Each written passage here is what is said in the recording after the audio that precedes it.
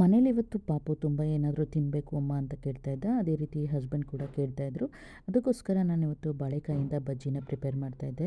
ನಾನು actually lecturer ಆಗಿ work ಮಾಡೋದ್ರಿಂದ ಕಾಲೇಜಿಂದ ಬಂದು ಏನಾದರೂ ಮಾಡಬೇಕು ಅಂದರೆ ಸ್ಟ್ರೈನ್ ಆಗ್ತಾ ಇರುತ್ತೆ. ಹವೆವರ್ ಮಕ್ಕಳು ಹಸ್ಬೆಂಡ್ ಕೇಳಿದಾಗ ಏನಾದರೂ ಮಾಡಲೇಬೇಕು. ಅದಕ್ಕೋಸ್ಕರ ನಾನಿವತ್ತು ಬಾಳೆಕಾಯಿ ಬಜ್ಜಿನ ಪ್ರಿಪೇರ್ ಮಾಡ್ತಾಯಿದ್ದೆ.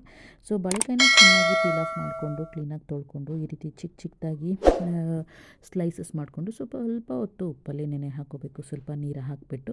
ಅದಾದ ನಂತರ ನೆಕ್ಸ್ಟು ಒಂದು ಬೌಲ್ ತೊಗೊಂಡು ಅದರೊಳಗಡೆಗೆ ಒಂದು ಸ್ವಲ್ಪ ಕಡಲೆ ಹಿಟ್ಟು ಹಾಕ್ಕೊಬೇಕು. ಕಡಲೆ ಹಿಟ್ಟು 2 ಚಮಚ ಹಾಕ್ಕೊತಾ ಇದ್ದೀನಿ. ಸ್ವಲ್ಪ ಕಡಲೆ ಹಿಟ್ಟು ಅದ್ರ ಜೊತೆಗೆ ಒಂದು ಸ್ವಲ್ಪ ಅಕ್ಕಿ ಹಿಟ್ಟು ಹಾಕ್ಕೊಂಡ್ರೆ ತುಂಬ ಕ್ರಿಸ್ಪಿಯಾಗಿ ಬರುತ್ತೆ. ಅದ್ರ ಜೊತೆಗೆ ಸ್ವಲ್ಪ ಓಂಕಾಳು ಅನ್ನು ಕೂಡ ಆ್ಯಡ್ ಮಾಡ್ತಾಯಿದ್ದೀನಿ. ನನ್ನ ಮಗ ಅಂತೂ ನಾನೇ ಅಡುಗೆ ಮಾಡ್ತೀನಿ ಅಂತ ಹೇಳಿ ಯಾವಾಗಲೂ ತುದಿಗಾಲಲ್ಲಿ ನಿಂತಿರ್ತಾನೆ. ಸೊ ಹಾಗಾಗಿ ಅವನೇ ಸ್ವಲ್ಪ ಇಂಗ್ರೀಡಿಯೆಂಟ್ಸ್ ಎಲ್ಲ ಆ್ಯಡ್ ಮಾಡ್ತಾ ಇದ್ದಾನೆ.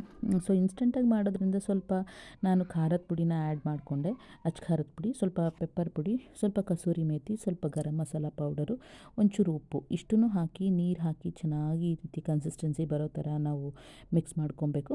ಮಿಕ್ಸ್ ಮಾಡ್ಕೊಂಡ ನಂತರ ನಾವು ಹೆಚ್ಚಿದಂತಹ ಏನು ಬಾಳೆಕಾಯಿ ಇರುತ್ತೆ, ಹೆಚ್ಕೊಂಡಂತಹ ಬಾಳೆಕಾಯಿನ ಅದ್ಬಿಟ್ಟು ನಾವು ಎಣ್ಣೆಗೆ ಬಿಟ್ಕೊಂಡ್ರೆ ಕಂಪ್ಲೀಟಾಗಿ ರೆಡಿ ಆಗುತ್ತೆ. ಸೊ ನೋಡಿ, ಇದನ್ನೆಲ್ಲ ಬಿಡ್ತಾ ಇರೋದು ಅವನೇನೆ. ಆಯಿಲ್ ಹತ್ರ ಮಾಡಬೇಡ ಅಂದ್ರೂ ಕೇಳೋದಿಲ್ಲ. ಬಟ್ ಮಕ್ಳಿಗಂತೂ ತುಂಬಾ ಇಂಟ್ರೆಸ್ಟ್ ಇರುತ್ತೆ ಏನಾದರೂ ಮಾಡುವಾಗ. ಸೊ ಹಾಗಾಗಿ ನಾನು ಸ್ವಲ್ಪ ಇನ್ವಾಲ್ವ್ ಮಾಡ್ಕೋತೀನಿ ಕುಕ್ಕಿಂಗಲ್ಲಿ.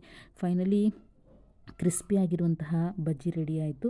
ತುಂಬಾ ರುಚಿಯಾಗಿತ್ತು.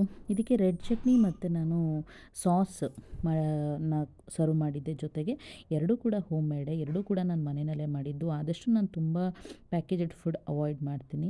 ಸೊ ತುಂಬ ಹೆಲ್ತಿ ಕೂಡ. ಹಾಗಾಗಿ ಎಲ್ಲರೂ ಕೂಡ ತುಂಬ ಇಷ್ಟಪಟ್ಟರು. ಐ ಹೋಪ್ ನಿಮಗೂ ಇಷ್ಟ ಆಗಿದೆ ಅಂತ ಅಂದ್ಕೊಂಡಿದ್ದೀನಿ. ಇಷ್ಟ ಆಗಿದರೆ ಪ್ಲೀಸ್ ಲೈಕ್ ಮಾಡಿ, ಶೇರ್ ಮಾಡಿ, ಸಬ್ಸ್ಕ್ರೈಬ್ ಮಾಡಿ. Thank you so much.